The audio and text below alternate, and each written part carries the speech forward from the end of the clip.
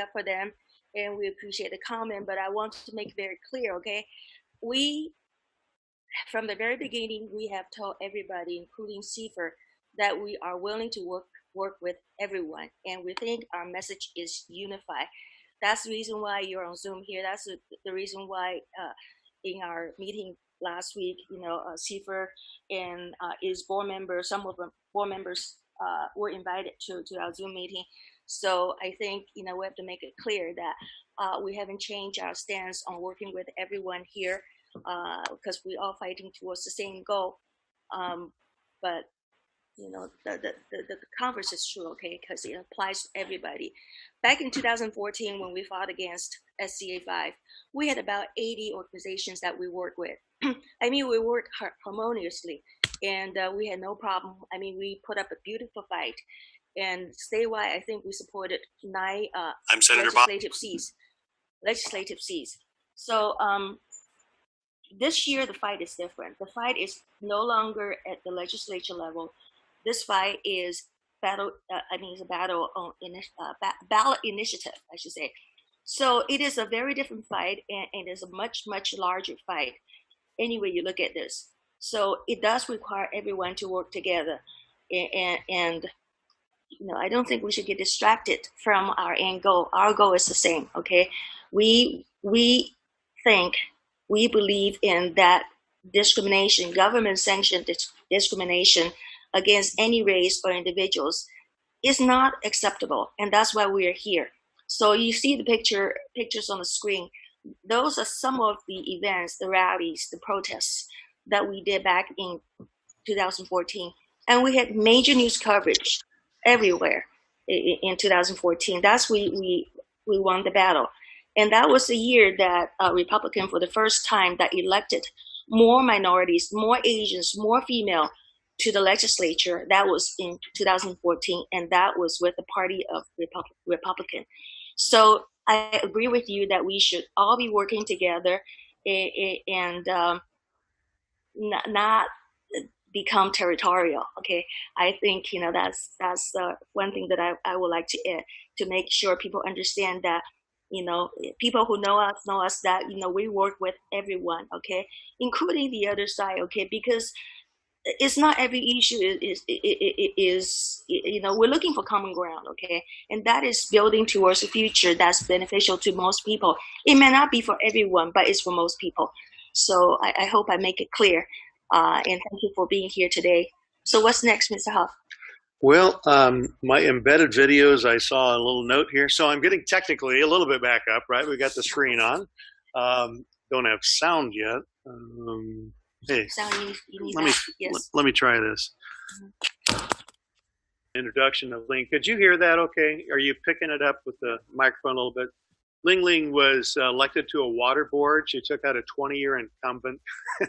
Then we helped her get elected to the Diamond Bar City Council, where I had served for 9 years. And then she got elected to the state assembly back in 2014, when Young Kim, who you heard from, was also elected, and Janet Nguyen was elected to the state senate. It was a great year for equalizing. Everybody else has lost their positions, and Ling is actually in the fight for her life again. She's running against a person that was replaced in a recall election.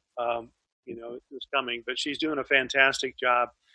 And I should say that Michelle Steele and Young Kim are both running for Congress. So if you find a good horse and you let them run, and it's tough.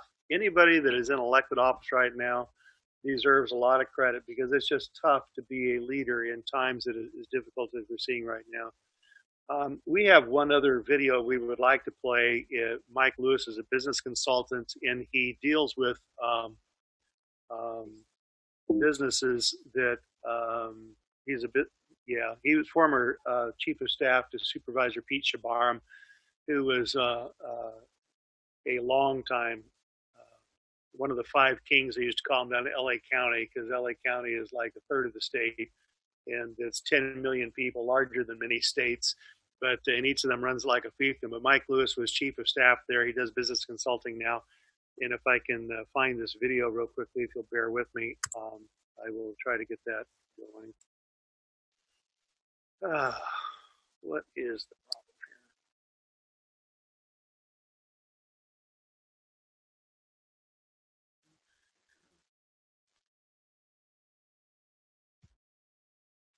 rid of. I had it all embedded. It was great until they denied position use of it.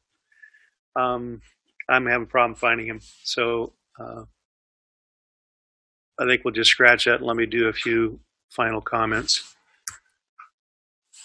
Oh, here, I'll probably find him now.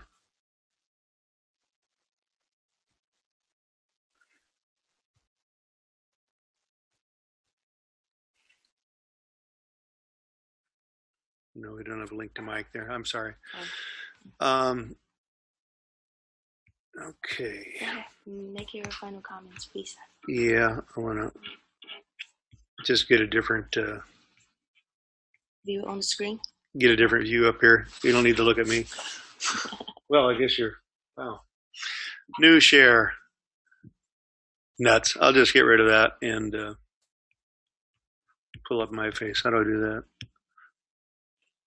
I don't know. I'm technically challenged. It's a lot better when you get somebody else to run this stuff. Okay, let me give a little background. Last week when we held our first press event, it was online via Zoom, and then offline we had people in attendance in person. So it was a huge challenge because we had a professional team helping us. So we were running 4 computers all at the same time. And I think that's a problem when you have more than one device running in an enclosed quarter. It creates echo and feedback. So, we think that maybe we can overcome that problem this time by reducing to 2 computers. But obviously, we have other challenges here in the new location. So we actually came in here early, but we thought we got all of the bugs taken out. But it was not so once we started the Zoom meeting. So thank you for your patience today, and I'll ask my very high non-paid staff, former Senator Bob Huff, to give us his closing comment, please.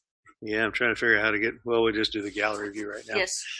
So a lot's been said, and I know it's a tough time in the afternoon to stay awake. But Ling Ling actually did a good job of saying what the alternative solutions are. And it really is K-12 and she cited some statistics there that we are not preparing our kids equally for the challenges. There's a UCLA law professor who's done some research on this area, and frankly, he's a progressive. He's got very good credentials there, but he says we do a disservice to students that are not at the same level academically of others by just inserting them into a top-tier institution. And if they get into, let's just say if instead of UCLA, they go to UC Santa Barbara, they would get into a cohort that more matches their abilities, and they will excel and do better than if they're in a cohort that's lower at UCLA or Berkeley, are considered the top 2 in the UC system. But we have made a lot of progress. We have a lot of progress to do. It really needs a systemic overhaul of our K-12 education, but that's not what's on the ballot. So what we're advocating is that tell a neighbor, tell a friend, register to vote, show up. I mean, everybody's going to get it in the mail. And, there's a whole story there as well. But nevertheless, we have an opportunity to vote. We need to get the word out that this is merit is what the country was built upon. And, it's really going to negatively impact many communities. We were going to have Mike Lewis speak. And basically what he was saying is now that he ended up sort of tongue-in-cheek that whites are now a minority. So be careful what you wish for. Actually, by codifying and putting affirmative action in, we may be awarding more jobs to whites because of the language the way it is. But I have a question. Oh, okay. Oh, we got one online? Yeah. Okay. I think Mark just mentioned that the world has another committee fighting this Proposition 16.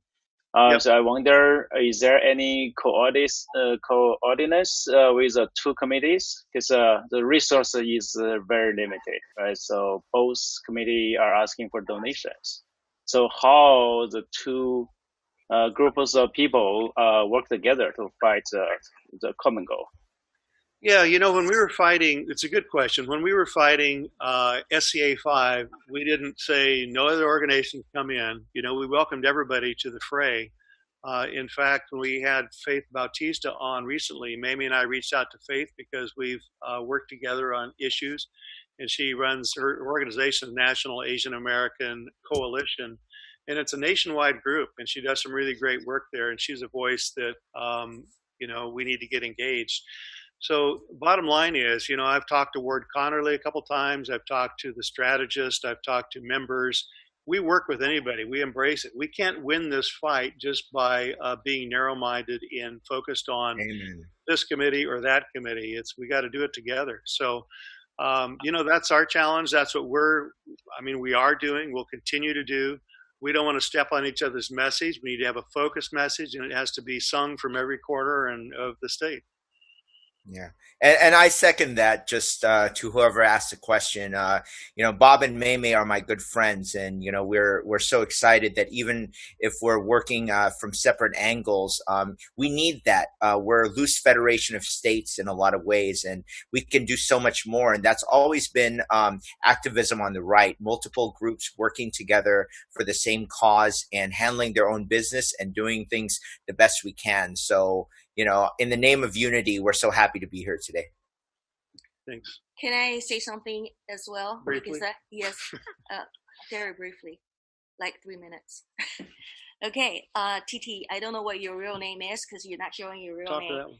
So you say because the resources are already very scarce. Okay, you are assuming that we are all reaching out to the same people, and I don't think that's true, because people that we may be able to reach out to, you may not be able to, and vice versa. Okay, like Faith Bautista, and there are many other people. So to say that there's only one organization that can be the official, the only one, or whatever, is simply not true. We cannot win this fight by being territorial.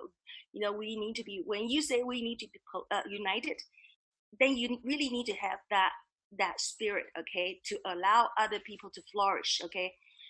Because what we can do, you may not be able to achieve. What you can do, we may not be able to achieve. But that's okay, because together we can achieve the goal, the eventual goal. So let's really work together. Don't just say, okay, show it in your action. Okay, we are showing our action. When we have events, you are invited, and you are welcome to voice your opinion. And